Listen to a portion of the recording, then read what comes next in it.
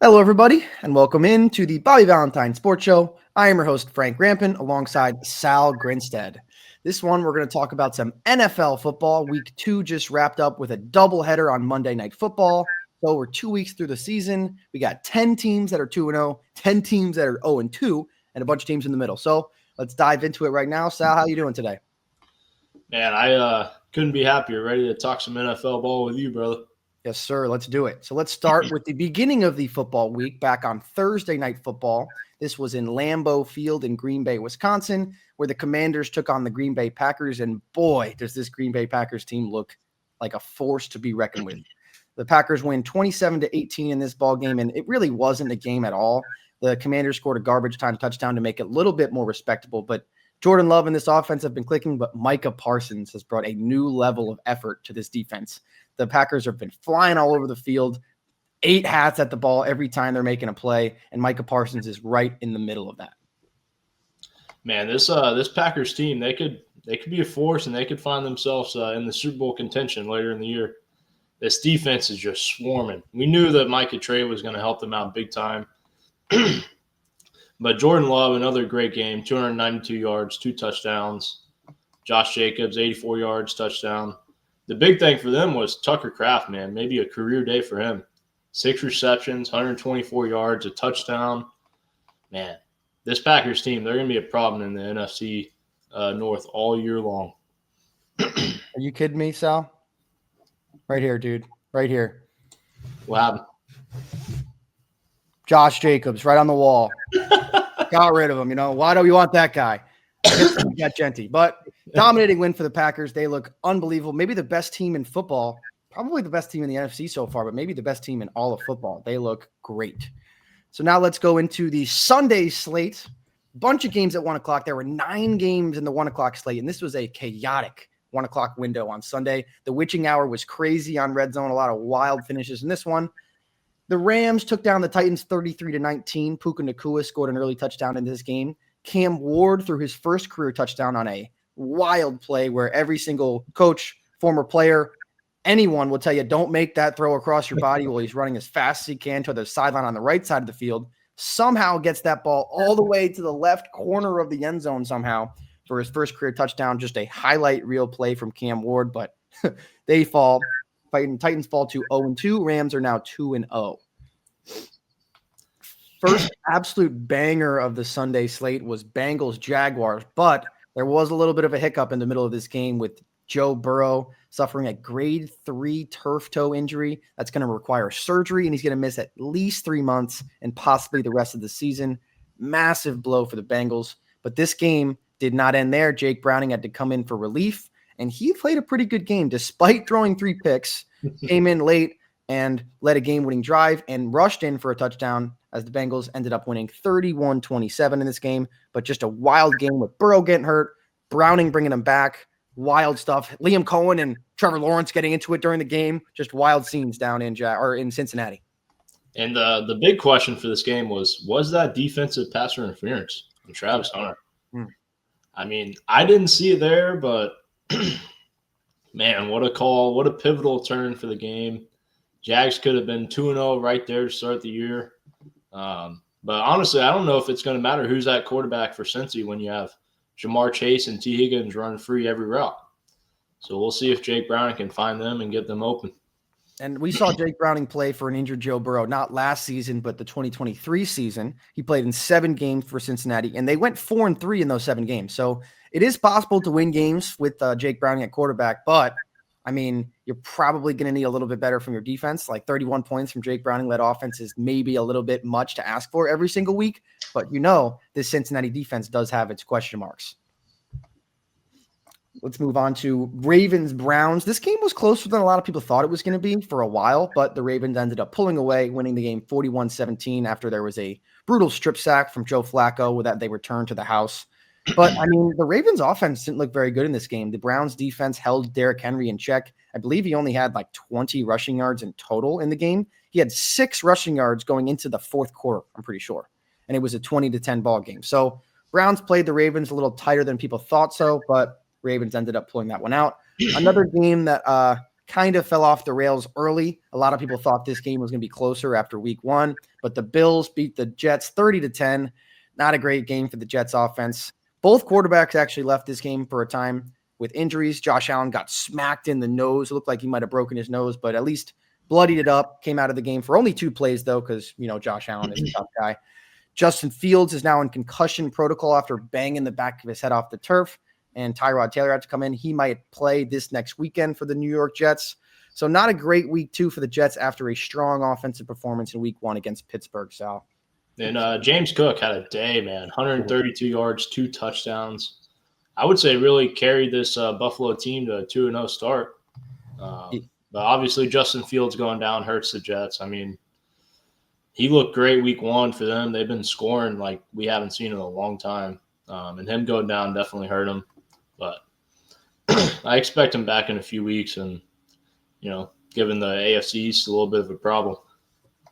Another good game in the 1 o'clock window between your Miami Dolphins, Sal, and the New England Patriots down in South Florida. Crazy game. The offense looked better. Tua looked better until late, but the offense was clicking. Waddle scored an early touchdown. What do you think about Tua and the Miami offense so far? Tua definitely looked better this week, but it doesn't seem like something you can maintain all year. I mean, we always have all these motions going on, and I just wish we could do, the ground and pound. That's something you can rely on every single week. But I mean, he looked better. We fell apart there at the end. That punt return we had was awesome, and then immediately giving up the kick return right after definitely took the wind out of the sails.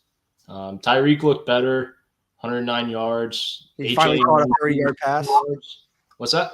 Tyreek finally caught a 30-yard pass. Thank God. But he still looks super irritated. I mean, Tua missed him on a bunch of open routes. A dig route, you're overthrowing him by 10 yards. I'm not expecting much from this Miami team. And then we go and we play Buffalo on Thursday night. So this could be a very quick 0-3 start. But Drake May, man, efficient day, 19-23, 230 yards, 2 touchdowns. I was really surprised. They didn't really use Travion Henderson in this game. Not at all. Ramondre was really the lead back today.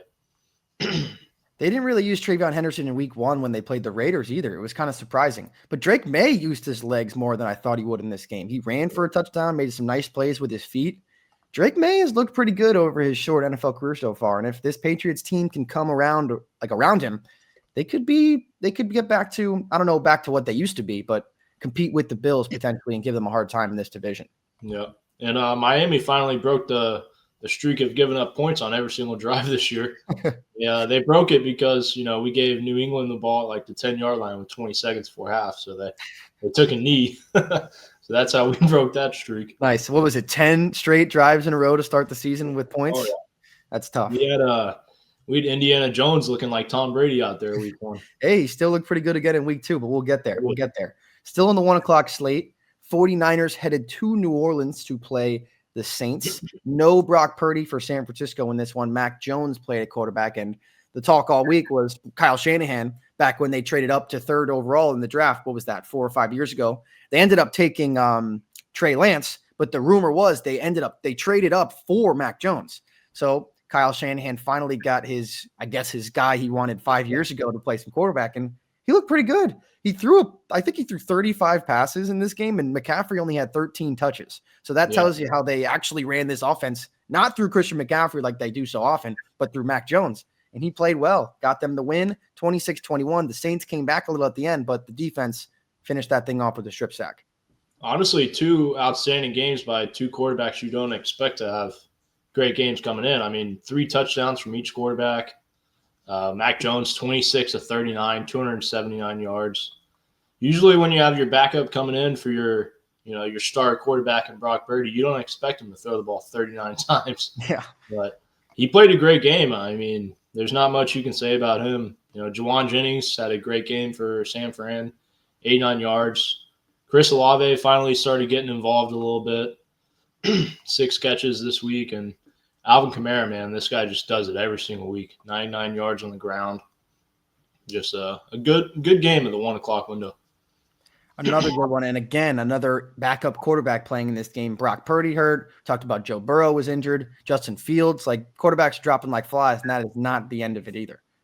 Another great game. This is probably the game of the day on Sunday. Giants Cowboys. What a crazy finish this game was. It really wasn't anything. The Giants were struggling to score. Like they didn't score a touchdown in week 1. They hadn't scored a touchdown going into halftime of this game. Malik Neighbors finally scores the Giants' first touchdown of the year.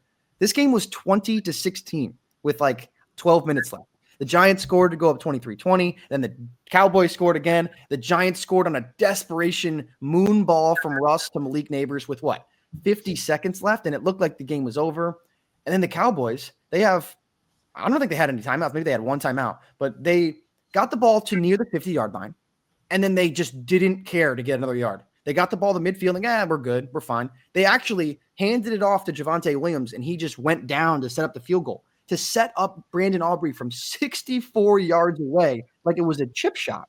And he made it look like a chip shot. He crushed that thing 64 yards out, and it hit the back net on the fly from 64 to tie the game as the time expired. It went to overtime. Both teams to start overtime didn't want to score. 3 and outs, back and forth, and then Russ, one of the worst picks of the whole weekend, just another moon ball right to the safety. And then Brandon Aubrey again from 45 this time, as time expired, became the first kicker in NFL history to kick a game-tying field goal as time expired and a game-winning field goal in overtime as time expired. Wow. I mean, that rush pick there at the end of overtime, it really put a dampen on a career day for him. 450 yards, 3 touchdowns. I mean, it was just – he was throwing great balls all across the field. Really got Malik Neighbors involved. 9 catches, 160 yards, 2 touchdowns.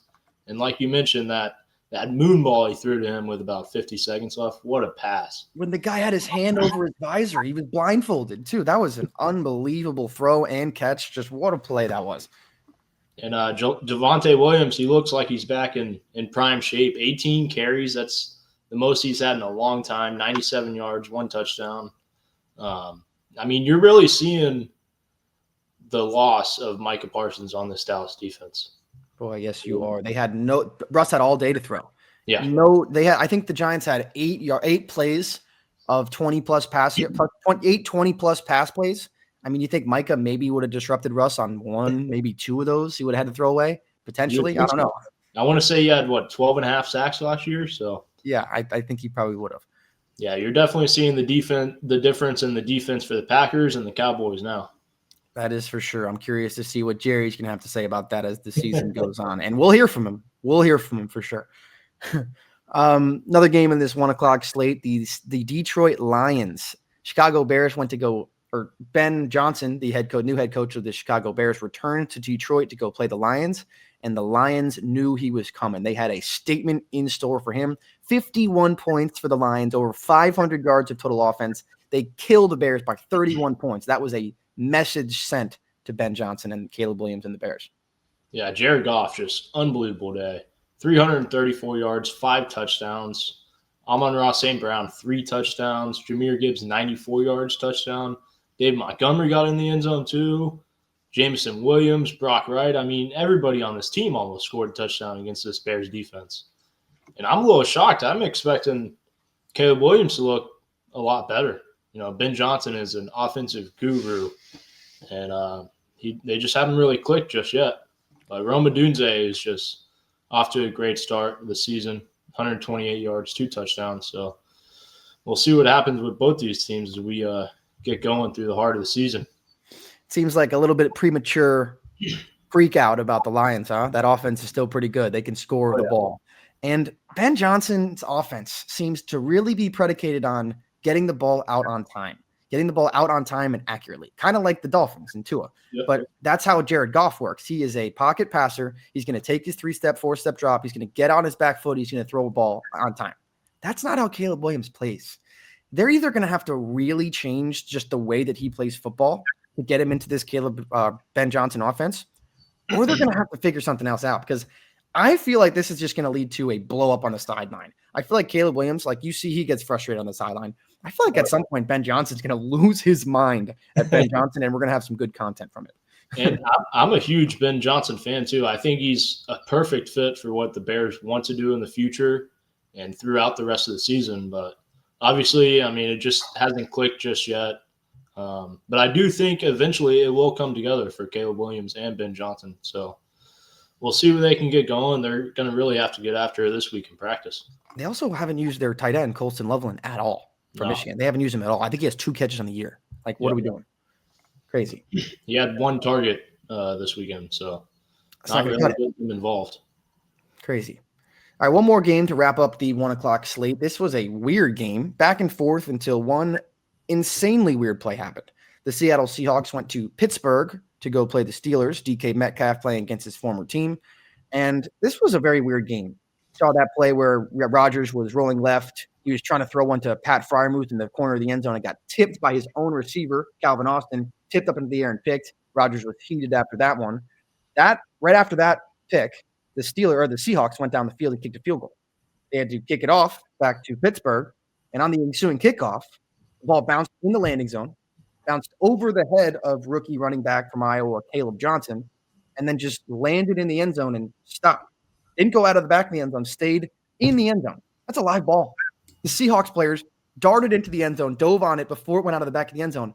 Touchdown, Seattle. So the Steelers were going in to score a touchdown, at least get a field goal, throw a pick in the end zone, give up a field goal, and then give up a touchdown on the kickoff. So that's a 17-point swing potentially in about 2 minutes. I've never seen anything like it. I mean, he just gave up on it. I don't know if he thought maybe it was going out of the back of the end zone, but just a rookie mistake, if you will. It was unbelievable. And, props to Seattle special teams for getting down there quick and being able to get a touchdown on it, because that almost rolled out of the back of the end zone. But, man, the big question is what's going on with this Steelers defense? Yeah. My whole life, your whole life, we're used to them being just so strong at the defensive line and such a good secondary, but they're giving up points left and right. They gave up 31 again this week. They gave up, 34 against the Jets last week. 32. 32. So it's just an insane shock for what we're accustomed to seeing out of the Steelers defense. It's crazy. They can't stop the run. They look lost. They're the highest paid defense in football, too. They are also the oldest defense in football, so that could be a detriment there. And like you said, that kickoff play, incredibly weird. Only the 4th time in NFL history that has happened. Wow. That's basically a full length of the field onside kick, Yeah. It's crazy. For a touchdown. Yeah, for a touchdown. Yeah. All right, let's dive into the 4 o'clock slate. Only 3 games in the 4 o'clock window on this Sunday. The best game out of those 3 had to be Broncos-Colts in Indianapolis. This was a wild game back and forth. And for the 2nd week in a row, Danny Dimes, Indiana Jones, has been unbelievable. Sal, how about it? I mean, the Colts, they're the first team in the Super Bowl era to not have punted through 2 games. You wouldn't be thinking that about, a Danny Dimes last year or the years prior on the Giants. And what we're accustomed to seeing from him is you send the blitz and he struggles. That's what we've seen throughout his whole career. But he got blitzed on 71% of the plays this weekend, and he was 16 of 25 for 265 yards and a touchdown. Wow. So it's just really showing you that this Colts O-line can hold up, and I think he's a perfect counter partner to a Jonathan Taylor who's always going to have a great day, and 25 carries, 165 yards. Also getting involved in the pass game with 50 receiving yards and a touchdown. I think he's a perfect fit for this Indiana team and what they're really trying to do. Obviously, a controversial ending there with the leverage call. But, even if they lose the game, nonetheless, I think this offense is a lot to ride home about and a lot to be happy. For sure. And, week 1, I don't want to push you the wrong way here, Sal, but they played the Dolphins. Dolphins don't seem to be going too well this year. They put up 29 points against this Broncos defense that a lot of people are saying is the best in football. Yeah. So if Daniel Jones can do this, I'm just calling him that anytime now. If he can do that against that defense, it looks like it could be a pretty good year for this Colts team. And like you said, that leverage call was crazy. And on that last drive, right before the field goal attempt, the Colts got close to midfield And they almost pulled the Cowboys. They were content with bombing off a 60-yarder for the win. I don't know why they were so content with a 60-yard field goal, especially with, I think his name is Spencer Schrader. It's only his sixth career kick or attempted field goal from 60 yards. And obviously that was not a good connection on that one. They kind of got bailed out with the leverage call, and he was able to nail one from 45. But who had the Colts starting for 2-0? Who had that? I don't think anybody. I had them start 0-1. Obviously, that didn't happen. But yeah, I mean, I love the way they're playing. I've always been a huge Colts fan. I don't know if it's the uniforms they wear or having Peyton Manning and Andrew Luck, but man, it's just they love football there. It's almost as much as Green Bay. So, dude, can you imagine? Great for the city. Imagine last year the whole thing? What happened with Saquon? He goes to the Eagles. He wins Offensive Player of the Year, 2,000 yards, Super Bowl. And then this year, Daniel Jones. Imagine being a Giants fan if that happens too. Oh, yeah. That would be brutal. He's got to be up for some kind of comeback player of the year. Not anymore. They changed the rules. Because remember, Joe Flacco won it over DeMar Hamlin, right? Yeah. And they changed the rules to comeback player of the year. You can't just come back from being terrible. You have to come back from being hurt or some sort of mental thing. It can't just be you were terrible, terrible, terrible, and then you were good. They changed the rules. Very interesting. But this is what happens. You see what happens when Daniel Jones has a good line. This is potential. He's never had a good line in New York, so maybe that was all they needed. If you can't get the comeback player of the year, you might as well go for the MVP, huh? You might as well. Another game in that 4:00 slate. The Carolina Panthers traveled to Arizona to play the Cardinals. This game started off weird. 2 turnovers early in this game for Bryce Young. That offense did not look good, but out of nowhere in the second half, Hunter Renfrow, former Raider. I love Hunter Renfrow. Probably should be still on the Raiders. Josh McDaniels ruined that. We won't talk about him. But Hunter Renfrow comes out of nowhere, catches 2 touchdowns. They're right back in this game. They get the ball back. They got a chance to win it. And then Bryce Young gets sacked on 4th down at the end of the game. Yeah, I mean, Cardinals were up 27-3 late in the third quarter. Panthers did everything they could to scratch and claw back in this game. Bryce Young threw the ball 55 times. Oh, my God. And only for 328 yards. You'd think with that stat line, you'd be going for upwards of 400, 450. But, yeah, I mean, the rookie for Carolina, T-Mac, he's looking great. Started his young career, 6 receptions, 100 yards. I was kind of shocked how much they used Jatavion Sanders, the tight end. They kept hitting him in drag routes, short slants. Man, it felt like every pass there in the fourth quarter was going towards him. But, I mean, Cardinals tried everything they could to blow this game. They really did. Kyler Murray throwing a bad pick in the red zone that really could have put the game away. And it just gave Carolina another life. And then getting the onside kick, I mean, I wouldn't say Cardinals deserve to win this game, obviously. But here they are sitting 2-0, and they're going to have their work cut out for them, the NFC West. The NFC West is 7-1 right now. Everybody's undefeated except for Seattle. Seattle's 1-1. Everyone else has not lost. So potential to be one of the best, if not the best division in all of football, probably along with that NFC North. Last game in the 4:00 slate, a Super Bowl 59 rematch. Eagles headed to Arrowhead to play the Kansas City Chiefs, and they beat them again, 20-17. This is the first 3-game losing streak, including the playoffs, obviously going back to the Super Bowl, for the Chiefs in the Patrick Mahomes era, and the first time that they've started 0-2 since 2014, which was the last year the Chiefs missed the playoffs. That was with Alex Smith. It was. Man, always a fan of that guy, but the problem is Mahomes is missing guys down the field. I mean, he missed Thornton for a few huge gains. Massive touchdown pass. He just missed. He was wide open. And then the Kelsey drop in the end zone absolutely killed them for this game. They can cry about the tush push all they want, but you had chances to win this game. You have your guy in Travis Kelce, your future Hall of Famer, and he made a crucial mistake like that. I think there's nothing else you can complain about other than you got to catch the ball there and you got to score the touchdown. Yeah, that play really changed the game. Sal, I want to ask you a question here. I don't know if we've ever really talked about this in detail, the tush push, right? Obviously, that was a massive topic of conversation over the offseason. They actually voted on if they should ban it or not, and it was pretty close to getting banned, but they didn't get enough votes. I can't stand the argument for people. So a lot of people say that tush push should be banned because it doesn't look good.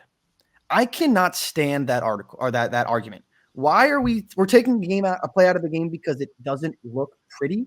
That to me is a stupid reason to take a rule or play out of the game. Sure, maybe like they took out they moved the extra point back because the point got too automatic. If you say that this play is too automatic, that's even for me a better argument than it looks bad.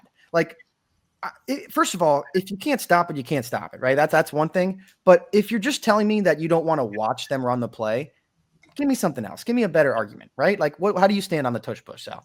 I don't see why you would want to take it out. It's been in the game for so long, and if you watch NFL's top 100 plays of all time, it's the very first QB sneak and tush push to win the Ice Bowl. I don't even tell you what Super Bowl. The Ice Bowl. Yeah. I mean, or Star. You can't say that's like one of the greatest plays of all time and then be like, yeah, they're so good at doing it now, you have to take it out. And I completely agree. Obviously, I think there's a few regulations you could have on it. I mean, it looked like the Eagles were lining up offsides on it. Yeah, obviously you can't let them line up offsides all start.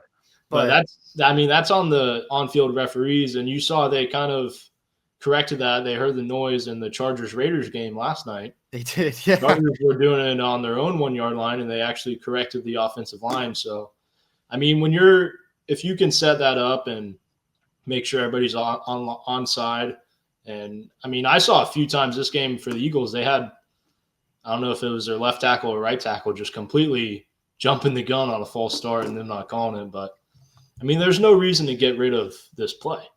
The only argument that I can see to get rid of it is, and I didn't know this until this offseason when it was a big conversation. So this is what the NFL's in, it's 105th, 160th year, something like that, because it was like 1920 something, whatever. For 100 years of NFL football, it was illegal to push the ball carrier in any situation. So like if the running back got stood up by a linebacker or something, the O-line couldn't come up and push him. They took that rule out of the NFL relatively recently, within the last 5 to 10 years. So that is one thing I can argue. Like, sure, if for 100 years of football you weren't allowed to push the ball carrier and now you are, I get that one. That could be I can understand that argument, but not the looks of it or the dominance of it. That is just a bad excuse. Yeah, I agree. I mean, I remember that rule being in place in college too. If you look back at like USC in 2004, 2005, I want to say they beat Stanford or Notre Dame on the Bush push, but Reggie Bush pushed Matt Leinart, and that was illegal at the time. And I couldn't tell you who the other coach was on the other side, but he was pleading and arguing with the refs. I think that was Notre Dame. The game time expiring, but I mean, obviously the push and the tush hasn't been around very long. So yeah. That is funny. It's a good point to bring up the Bush push there. That was a big controversial play back then because that was illegal at the time for sure. Yep. So that wraps up the day games on Sunday. Let's move into Sunday night football. The Minnesota Vikings hosted the Atlanta Falcons, rematch between the quarterbacks of the 2024 NCAA College Football National Championship, Michael Penix, who was the quarterback of Washington, and J.J. McCarthy, who was the quarterback of Michigan, who ended up winning that game. That was not the case on Sunday night. This Atlanta Falcons team really controlled the entire game. The Falcons defense was all over J.J. McCarthy. He was running for his life all game long. And now we learned after the game, he suffered a high ankle sprain and is going to miss 2 to 4 weeks. Just another quarterback injury to the list we have so far this season. Yeah, I mean, he got sacked 6 times. It's a rough day, but I mean, neither quarterback really excelled in this game. Obviously, Michael Penix was a little bit more efficient. But if you look through the 2 games in J.J. McCarthy's young career, 7 of those quarters that he's played have not been pretty. I think it's a QBR of 37-38. So if you take away that one fourth quarter against the Bears last weekend, he's off to a horrendous start to his career. I've never been a huge fan of him, but I do think he has a lot of talent and skill. And with what you have on this Vikings offense with Justin Jefferson, Adam Thielen, TJ Hawkinson, Jordan Mason, Aaron Jones, you can go on and on and on. You got to be able to find your skill players in some space. And I mean, they're not even healthy right now, too. They don't have Addison. They don't have Naylor. They could be even better, too, offensively. But you got to be wondering if that why am I forgetting? Kevin O'Connell and the Vikings staff, wondering if they made a mistake letting rid of Sam Darnold, because Sam Darnold has looked pretty good in 2 games for Seattle. And let's not forget, Daniel Jones was on the Vikings last year, too. They had Sam Darnold and Daniel Jones, and they let them both walk for J.J. McCarthy. So he better be good. I mean, I couldn't tell you the last time I watched a team let a quarterback walk who just won 14 games. I don't think I've ever seen that happen before. It's crazy. We probably will never see it again. Actually. No, that was nuts. He also threw for 30-plus touchdowns and 4,000 yards. Like, he had a great year, resurgent in his career. Yeah. So just a wild move that was. We'll see how it plans out for the Vikings, but so far not so good, and now he's hurt. So who's their backup? Do you know? Oh, I think it's Carson Wentz. Carson Wentz is playing for them next week, so we'll see. That's an experience. He could either throw for 400 or he threw 5 picks. So you never know what's going to happen there. Another big story for this Falcons team, they obviously had a kicker tryout this week, and they decided to go with Parker Romo over Younghoe Koo. He went 5 for 5 on field goals, a long of 54. Obviously, it seemed to work out. We'll see if he can continue to do it, because they've really had kicking problems ever since they haven't had Matt Bryant. Younghoe Koo started his career good, and then last year he just fell off a cliff and couldn't make anything. Felt like every week Younghoe Koo was hitting the upright. Yeah, I mean he started unreal. I remember going to a Dolphins game 3-4 years ago. He had a time expiring field goal for them to beat us, and the whole stadium in Miami's chanting ATL. They were doing the Koo chants for him, and now he's potentially not on the team anymore. So crazy how life can change that fast in the NFL, but you got to perform. That's how it works. That's the name of the game. Let's go to the Monday night doubleheader we saw last night. The first game we saw started at 7. Down in Houston, the Texans took on the Buccaneers, and this was a great game. Defenses kind of controlled it for the majority, but both quarterbacks had highlight reel plays. C.J. Stroud's first touchdown pass of the day to Nico Collins was an unbelievable play. I don't know how Nico Collins got 2 feet down on that play, but it was just an unbelievable catch. It was back and forth kind of all night long, and the Texans ended up scoring. Mark Ingram scored a touchdown with, just over 2 minutes left in that game. And then Baker Mayfield, just what Baker Mayfield does when the time is needed, makes a play on 4th and 10. He runs for 15, leads them right down the field, and they win the game. Baker Mayfield does it again. Another game-winning drive for him. This was a great game to watch. It was nice to see Nick Chubb kind of get back to what he used to be. And Mike Evans, solid day, 56 receiving yards. Bucky Irving, man, what a start to his young career. 71 rush yards, 50 receiving yards. Emeka Ibuka, another touchdown. But yeah, after that touchdown pass from Stroud to Nico Collins, this Texans offense really kind of hit standstill for a few quarters. That late run by Nick Chubb obviously gave them the lead and helped them out a little bit. But, I mean, their offense has been struggling a little bit. So seems like they still got some problems with that offensive line. That was a big story last year. C.J. Stroud did not have the protection that he needed.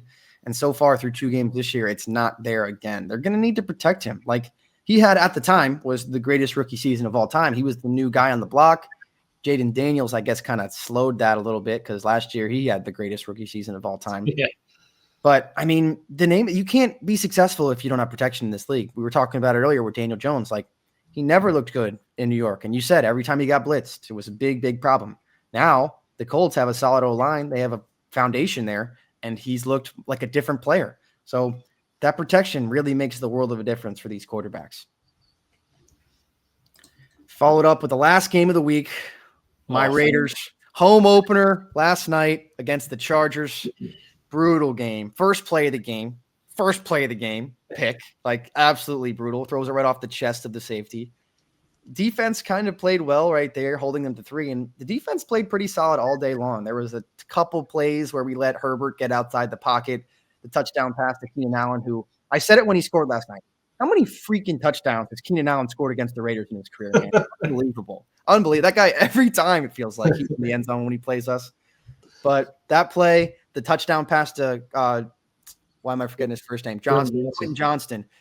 he's been really good this year. 3 touchdowns, Very good. 2 games. That was a bomb, but the first play out of the 2-minute warning, 60-yard bomb. And the Raiders offense, everything was a struggle. We can't run the ball. Our offensive line is banged up. Jackson Powers-Johnson, our best offensive lineman, hurt.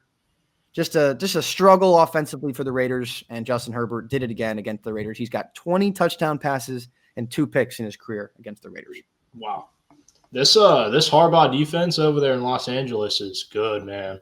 You got to scratch and claw for 5 yards, just a completion in the middle of the field. I was very impressed by both of these defenses. I would say it's the best Raiders defense I've seen in my lifetime. I mean, I wish they could have had this defense when they had Derek Carr going up for, MVP. Yeah, me too. I was a little disappointed in how they didn't really use Ashton Genty in the second half, nor in the run game or in the receiving game. There was no screens to him, no dump offs. He only had 4 carries in the second half and 5 touches. So, I mean, that's your first round pick, a guy you want to see getting involved. Obviously, they want him healthy throughout the whole year, but if you want to win this game, you got to use one of your best players. Yeah, I completely agree. I mean, our run blocking has really been atrocious, though, through 2 weeks. He's been getting hit every time he touched the ball in the backfield, but I agree. You can't just abandon it completely. 4 touches, 4 carries in the second half is not okay. Yeah. And 5 touches either. Like, even throw him one screen, dump it off early, like give it to him in space. He's going to make that first guy miss 99 times out of 100. Like, you got to give him a chance. But like you said, that Chargers defense was just swarming everywhere. Khalil Mack did suffer a pretty gross injury last night, hyperextended his left elbow, so we'll see about that. But yeah, this was just a tough defensive game, and like you said, Sal, I do think that the Raiders defense played pretty well. They've been doing really well against the run through 2 weeks. So yeah, it could be the best Raiders defense I've seen in my lifetime. But Pete Carroll's 74th birthday is spoiled by his arch nemesis, Jim Harbaugh. And the Chargers take down the Raiders, and they've won 2 division games to start the year, and they play at Denver next week. So it could be 3-0 to start the year in the division for the Chargers. And they have a 2-game lead on the Chiefs. Yes, they do. The Chiefs 0-2. Maybe we can get somebody else to win that division this year. Hey, as a diehard Raiders fan for my whole life, obviously I don't like the Chargers either. I don't like the Broncos, but the Chiefs have been – those are our number one rivals. Seeing them start 0-2 for the first time in 10 years – brings just a little bit of joy to me. Just a little bit. Oh man. I was happy to see Jacoby Myers really getting involved this week. 6 receptions, 68 yards. Obviously Brock Bowers being a little banged up coming into the game definitely hurt you guys. Yeah, he's not healthy. Yeah. So we need you guys, not me, not we. You guys need him to get going if you want to make a run, but I mean, I see this Raiders team getting it pulled together and, finishing the year strong, and they're definitely going to be in contention for the playoff late in the year. So I hope so. We just need to shore up that offensive line. That's the big question mark on offense, and the secondary, the big question mark on defense. So through 2 weeks, those have been the glaring deficiencies. So we'll see if we can get those fixed as the season goes on. But that's going to wrap it up for week 2 here in the NFL season. First episode for me and Sal. We're going to do one of these each week for the NFL, one of these each week for college football. So make sure you stay tuned for those. Sal, you got any more cool stats for us? Or are you ready for this one? I think I'm all good on stats today. All right, sounds good, dude. Sounds good. Successful week 2, and let's get back to it next week. Make sure you guys tune in, and we will see you after week 3.